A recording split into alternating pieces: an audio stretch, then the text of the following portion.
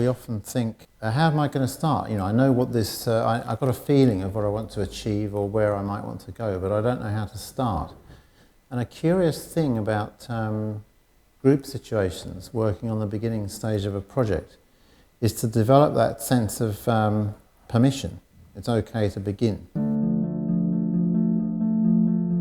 As soon as we get to that point, there's a sense of anticipation, or a sense of thinking ahead where I want to get to. How am I going to get from where I am now to that place in the future? What helps us go through those steps is all the different aspects and flavours, the kind of experiences about a process. What started this whole thing was being asked the question of the thesis exhibition itself in the convention center. It's a completely unique, rather atypical kind of exhibition site. And so instead of just presenting a body of work in this big kind of awkward show, how can we use the format of this exhibition to our advantage? The title of my little mini exhibition is The Value of Nothing. I took a dollar bill acceptor, installed that into the wall, so it just simply takes people's money. Then I have a brass donor plaque. It really doesn't exist for any other reason except to give gratitude to the people that funded its creation. Since all of these projects are kind of circumventing the traditional artist commodity structure, it's then placed inside a white box gallery. There's just a little sign that says "Be back soon." So it's the gallery is at this point kind of a ghost town, sort of temporarily vacated.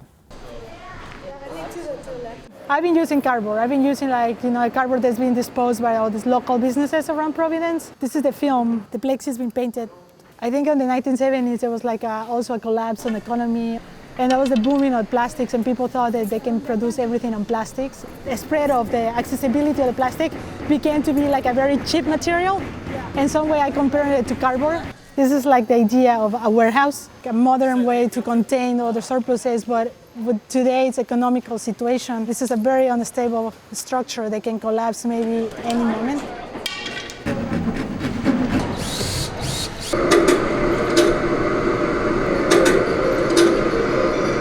What we tend not to realise is this idea of feed forward, that we have an anticipatory thing that's moving forward in time. And as we move into our experiences, we actually move forward to meet what we have projected into the future. And those two things work to create a kind of balance. And the balance for us as artists and designers and makers, that balancing vector is found in the studio and the way we work. I was working with birds. I was interested in what kind of nest somebody would build out of our sort of artist environment. All this plastic came from somebody's project, the canvas, foam. I was spending more and more time in the studio, so it serves a pretty functional purpose. Much as I would imagine sort of an opportunistic bird building its nest, or a mouse maybe. I guess there's a few different boxes. They're all they were paper drawings on paper that were about 3 by 4 feet. The drips come from just doing washes over everything. This one was actually the first ship of state drawing I had ever done. It was a study for one of the pieces that went on to be one of the pieces in the thesis show. It's just like reference imagery that I kind of print over time. You can tell by the ones that are dirtier are the ones that I've used. And this image was just something I came across of this woman from the Mexican Revolution. I just loved the picture, so I kind of just put it up on my wall. The electrostatic makes things happen in space. There's a kind of energy flow that makes something occur, the subject of attention and the ambient. Our consciousness is neither the one nor the other.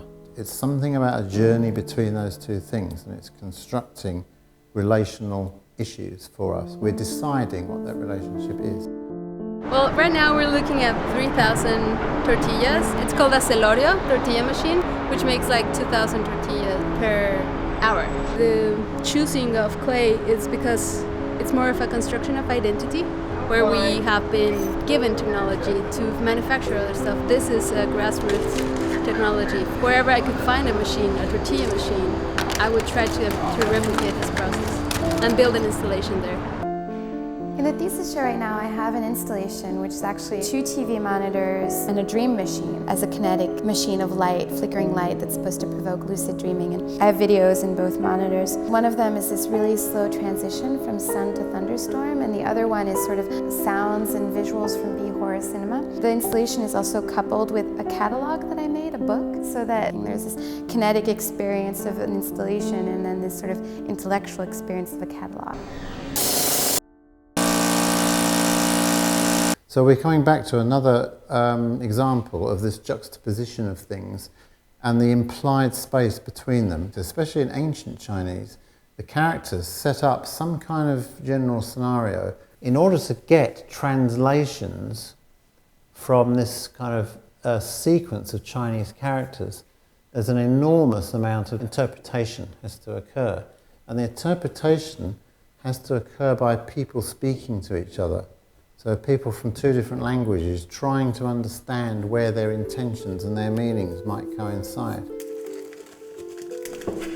This one is a very pointed engagement in the space and the materiality in creating form. Thinking about performance and instruction as a vehicle, delivering something that is consumable, but at the same time very subversive.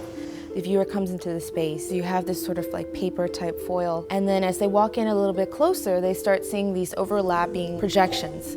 The first projection is the portion of the recipe that is devoted to making tamales in the taste or in the way that mothers would like. And then the other half is actually geared toward the paternal. I'm installing a walkway of sorts up to the piece. It's meant to be a participatory element of the piece so that people can actually step onto the surface, hopefully, ideally with bare feet, and walk around. I've heard people comment about that moment of contact and surprise, or being particularly aware of their feet in a way that we sort of take for granted, I think, when we walk around on the surfaces that we're accustomed to. This piece is kind of an amalgamation of different pieces that I've made throughout the year. Originally I was thinking of having it as a wall-mounted piece, which is something that I had done before with kind of tiles like this. And then I got really excited about the idea of it being freestanding so that I could utilize both the front and the back. So there's going to be a video projection onto the backside.